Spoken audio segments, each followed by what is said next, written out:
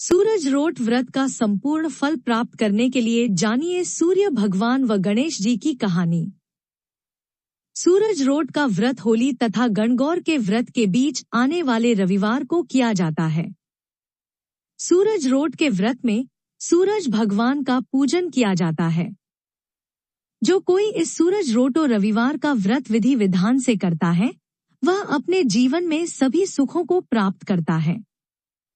गणगौर पूजन करने वाली बालिकाओं एवं महिलाओं को सूरजरोट का व्रत रखना चाहिए।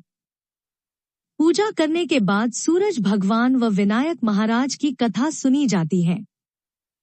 भोजन में रोट खाते हैं जिसे झूठा नहीं छोड़ते।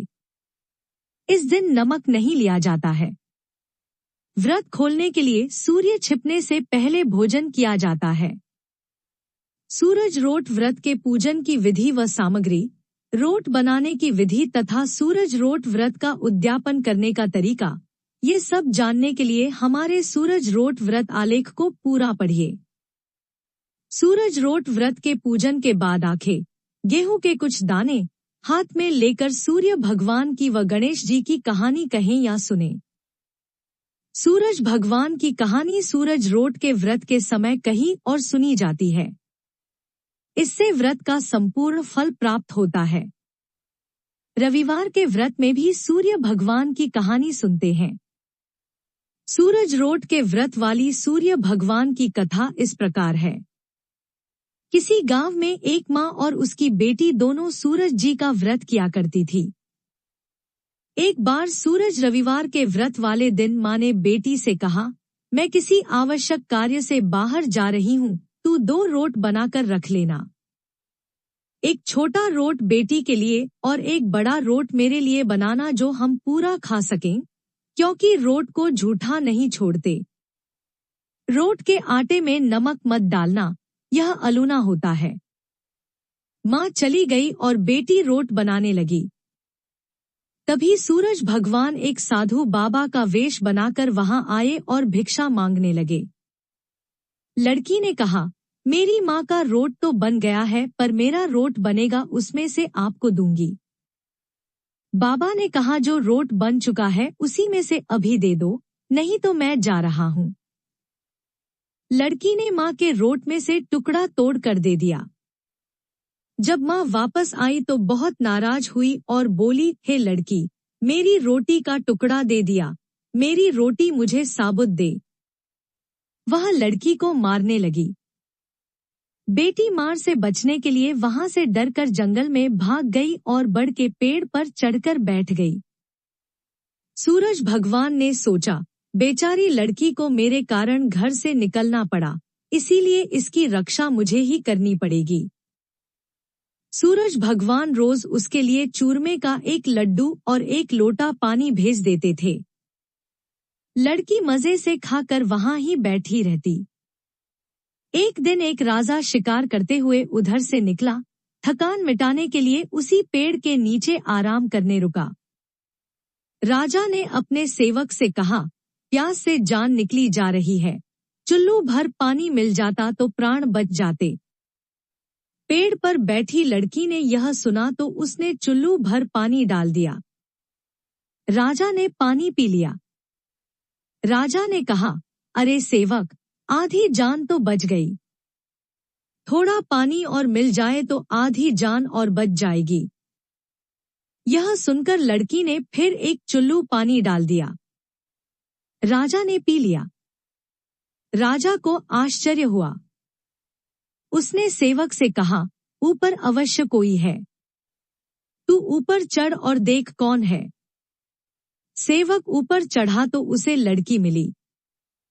लड़की ने सेवक से कहा, भैया, तुम ये स्वादिष्ट लड्डू खा लो और पानी पी लो, पर राजा को मेरे बारे में मत बताना। कह देना कि ऊपर कोई नहीं है। पता नहीं राजा मेरे साथ कैसा व्यवहार करेगा।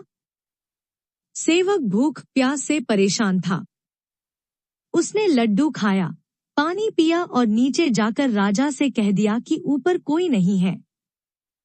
राजा ने सेवक से कहा, तू ऊपर गया तब तो थका हुआ था और आया तो तरोताजा दिख रहा है। नहाया और खाया हुआ मनुष्य छिपता नहीं है, मुझे संशय हो रहा है, मैं खुद ऊपर जाकर देखता हूँ।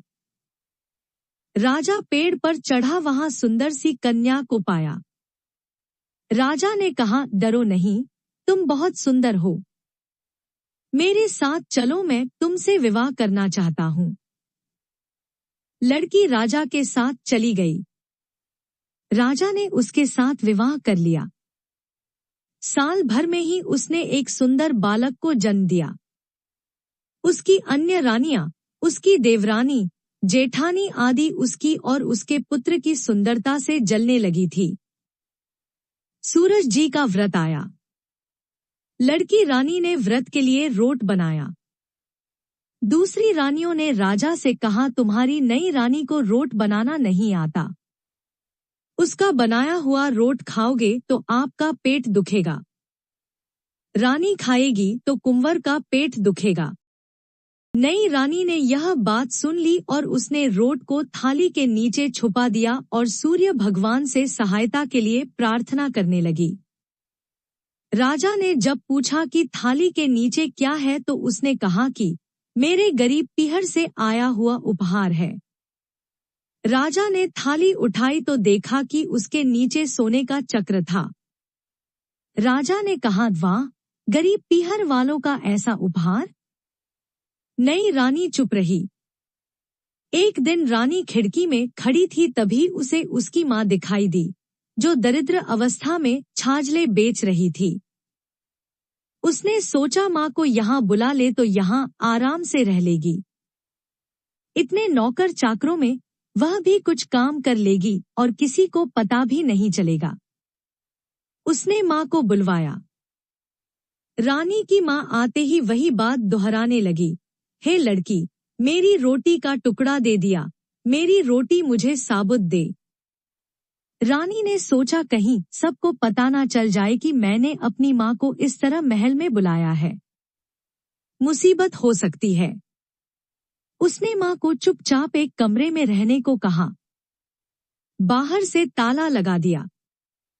रानी की देवरानी, जेठानी व अन्य रानियां राजा से कहने लगी कि नई रानी का व्यवहार संदेह पैदा करता है। एक औरत महल में घुसी थी पर वह वापस नहीं निकली। छोटी रानी यह सुन लिया। वह सूर्य भगवान से इस विपत्ति से बचाने की प्रार्थना करने लगी। राजा ने वहां आकर उस कमरे की चाबी मांगी। राजा ने कमरा खोला तो वहां सोने की एक मूर्ति थी। राजा ने पूछा, यह मूर्ति कहाँ से आई है? रानी ने कहा, मेरे गरीब से पीहर का उपहार है। राजा ने कहा, तुम्हारे गरीब पीहर से इतने कीमती उपहार आते हैं, मुझे तुम्हारा पीहर देखना है, हम वहां चलेंगे। रानी ने फिर सूरज भगवान मदद मांगी। सूरज भगवान ने कहा कि मैं सवा पहर की व्यवस्था तो कर दूंगा, लेकिन फिर मुझे नगरी में उजाला करने जाना होगा। सूर्य भगवान ने जंगल में माया नगरी बसा दी। महल, झरोखे, बाग बगीचे, रिश्तेदार आदि सब माया से बना दिए। महल की रसोई में कई प्रकार के व्यंजन बन रहे थे। सबसे मिलकर और खा पीकर रानी ने राजा से वापस चलने को कहा। राजा ने कहा, जल्दी क्या है, थोड़ा आराम कर लें। रानी ने बड़ी मुश्किल से राजा को वापस चलने के लिए मना लिया और वे रवाना। थोड़ी दूर जाने के बाद राजा को ध्यान आया कि उनकी कटार वहीं रह गई है। राजा ने सेवक को कटार लाने भेज दिया। सेवक वहां गया तो देखा कि वहां जंगल के सिवा कुछ भी नहीं था। कटार झाड़ी में पड़ी मिली। कटार लेकर सेवक आया और उसने यह सब राजा को बताया। राजा को पहले ही शक था। उसने तलवार निकाल ली और गुस्से में आकर रानी से सच बताने को कहा। रानी ने सब कुछ सच सच कह डाला और सूरज भगवान की कृपा और मदद के बारे में भी बताया। यह सब सुनकर राजा बहुत खुश हुआ और रानी को सूरज रोट का व्रत अच्छे से करने को कहा। रानी का मान और बढ़ गया। हे सूरज भगवान, जैसा सुख उस लड़की को दिया वैसा ही सुख यह कहानी कहने वाले, सुनने वाले, हमारा सारा परिवार को भी प्राप्त हो। गणेश जी की कहानी का हमने अलग वीडियो बनाया हुआ, उस वीडियो को जाकर देखे। बोलो सूरज भगवान की जय। ऐसी कहानियां और कथाएं सुनने के लिए हमारे चैनल को सब्सक्राइब और शेयर करें। धन्यवाद। नमस्कार।